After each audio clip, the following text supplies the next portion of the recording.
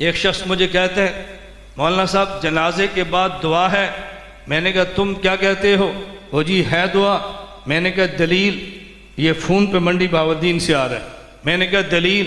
कहा जी मिशकात किताबुल जनाइज़ हज़रत अबू हुरैरा फरमाते हैं अल्लाह के नबी सल्लल्लाहु अलैहि वसल्लम ने फरमाया इज़ा सल्लैतुम अलल मय्यत फ़अख़लिसू लहु दुआ, जब मैयत पर जनाजा पढ़ो तो दुआ मांगो।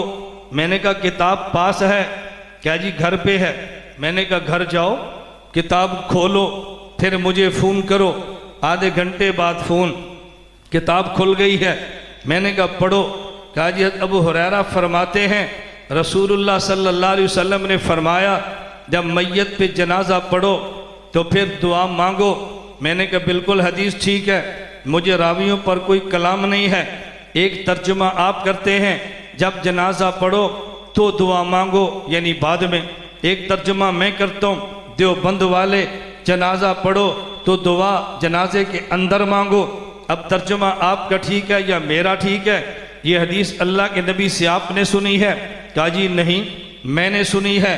कहा जी नहीं, मैंने कहा किसने सुनी है? कहा अबू हुरैरा रज़ी अल्लाह अन्हु ने। मैंने कहा ज़रा अगली हदीस मिशकात में इसी जगह किताबुल जनाइज़ में पढ़ो। हज़रत अबू हुरैरा रावी हैं, वो फरमाते हैं अन्ना रसूलल्लाह सल्लल्लाहु अलैहि वसल्लम काना इज़ा सल्ला अलल मय्यते, जब हजूर मैयत पे जनाजा पढ़ते काला तो दुआ मांगते अल्लाहु मग़फ़िर ले हय्यना व मय्यतना। अगर ये बाद में मांगते तो तर्जुमा तेरा ठीक है, अगर अंदर मांगते तो तर्जुमा मेरा ठीक है। हम कहते हैं लफ्ज़ भी सहाबी दे, माना भी सहाबी।